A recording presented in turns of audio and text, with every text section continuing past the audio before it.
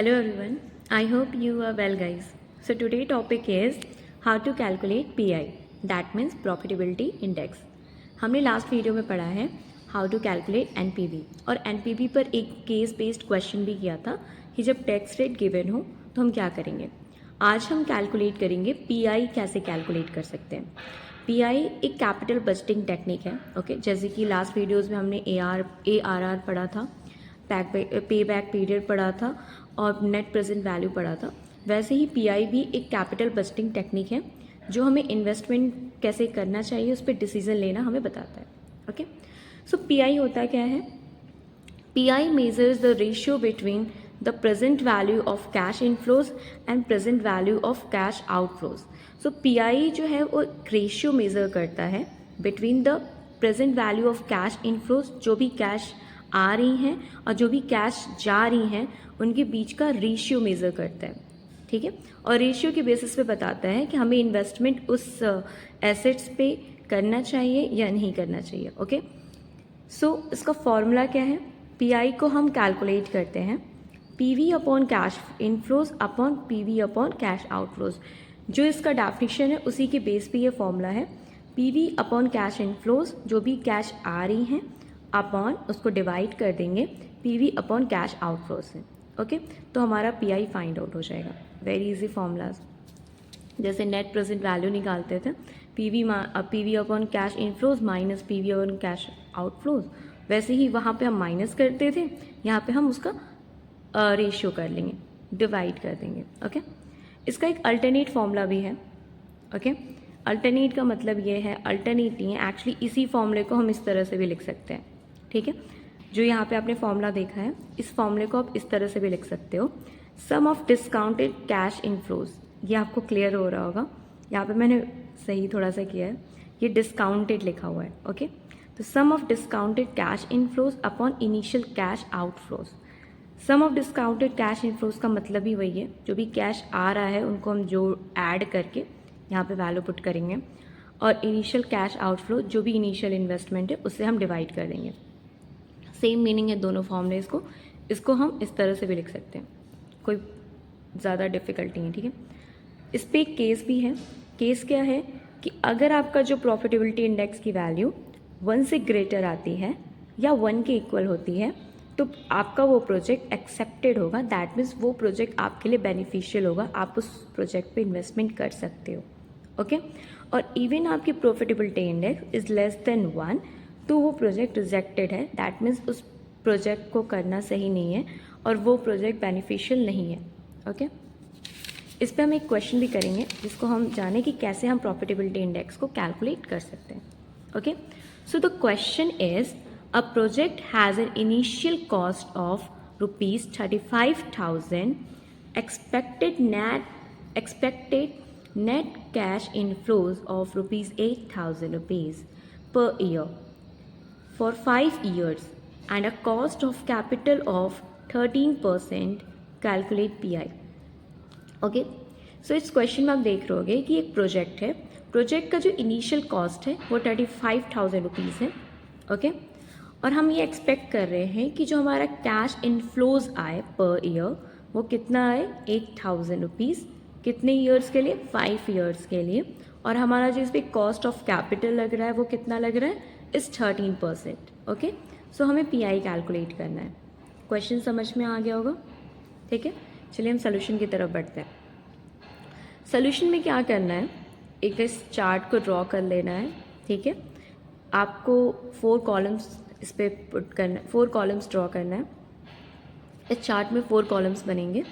First column में year होगा, second column में कैश फ्लो लिखेंगे, थर्ड कॉलम में डिस्काउंटिंग फैक्टर, जिस भी रेट ऑफ रिटर्न पे हम चाह रहे हैं हमारा कैश फ्लो आए, ठीक है। क्वेश्चन में गिवन होता है डिस्काउंटिंग फैक्टर, ओके। और फोर्थ कॉलम में हम इसी कैश फ्लो को डिस्काउंटिंग फैक्टर से मल्टीप्लाई कर देंगे, जैसे हमने लास्ट वीडियो में NPV के लिए किया था। सेम चार्ट इसके लिए भी ड्रॉ करना है, ओके।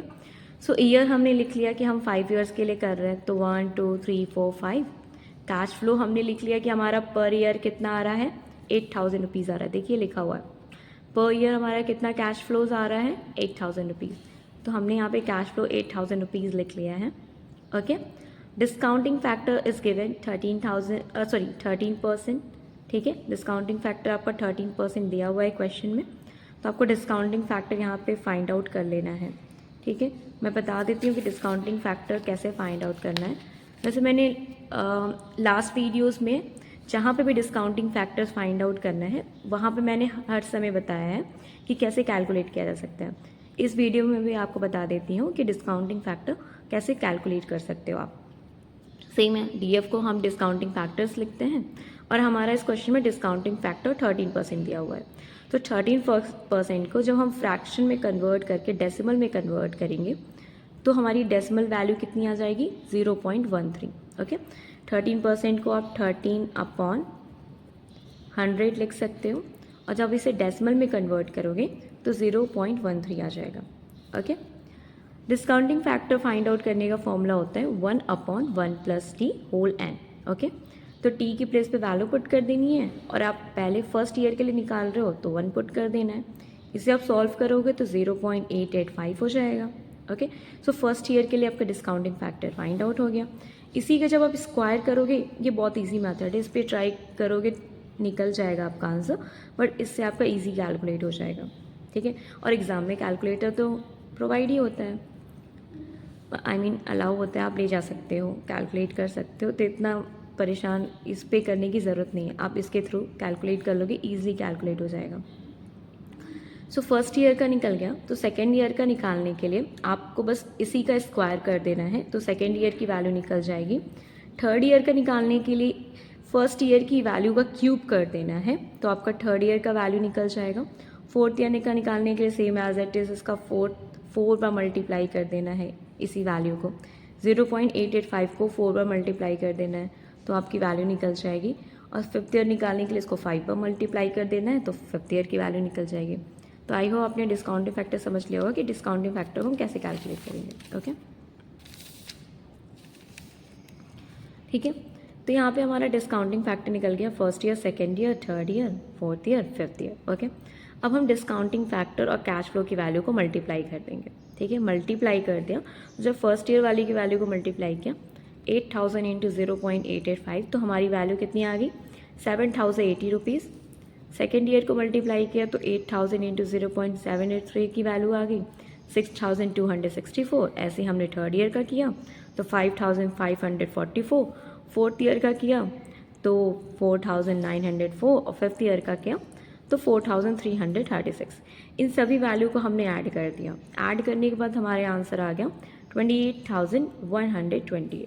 क्लियर, तो ये हमारी present value of inflows find out हो गया। ओके, सो हमारी क्वेश्चन में इनिशियल इन्वेस्टमेंट कितना है, 35,000। मैं दिखाती हूँ कहाँ दिया हुआ है ये क्वेश्चन। यहाँ पे देखो लिखा है ना कि a project has an initial cost. Project का इनिशियल कॉस्ट कितना है, 35,000 रुपीज़। सो आपकी यही वैल्यू इनिशियल इन्वेस्टमेंट भी है। क्लियर, सो इनिशियल इन्वेस्टमेंट कितना है, 35,000 रुपीज़। हम इसको फाइंड आउट कैसे करेंगे, फॉर्मूला मैंने आपको बता ही दिया है कि PI is equal to sum of PV of cash flows upon initial cash outlay. जैसे कि मैंने क्वेश्चन में आपको स्टार्टिंग में आपको ये फॉर्मूला दिखाया था ना, ठीक है, तो मैंने इस फॉर्मूले को लिखा है, तो कंफ्यूज नहीं होना, दोनों फॉर्मूला बिल्कुल सेम है, आप इसको इस तरह से भी लिख सकते हो। ओके, तो कंफ्यूज होने की ज़रूरत नहीं है। तो मैंने लिख लिया कि PI is equal to sum of the PV of cash inflows upon initial cash outlay.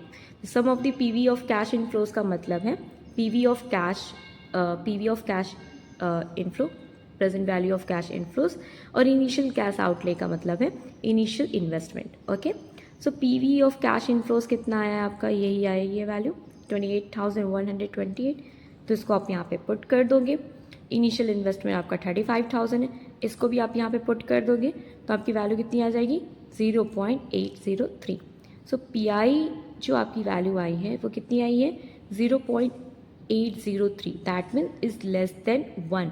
और आपको मैंने यहाँ पे जब स्टार्टिंग में केसेस बताया था कि जब PI आपका ग्रेटर देन 1 होगा तो आपका प्रोजेक्ट एक्सेप्टेड होगा, और अगर लेस देन 1 हो जाता है तो PI आपका रिजेक्टेड, प्रोजेक्ट आपका रिजेक्टेड हो जाता है।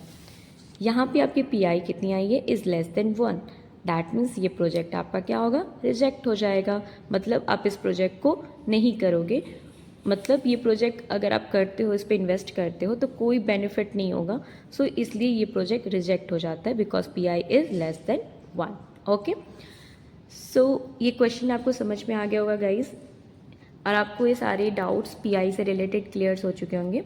इवन इससे अदर डाउट हैं या और कैसे केस बेस्ड क्वेश्चंस करने हैं, अगर कोई कंडीशंस आ जाता है तो आप मुझे कमेंट कर सकते हो। ओके, अगर आपको ये वीडियो अच्छी लगी हो, क्वेश्चन समझ में आया हो, सो प्लीज़ इस वीडियो को लाइक करें, सब्सक्राइब करें, शेयर्स करें और बहुत सारा प्यार दें। Thank you so much guys, bye bye.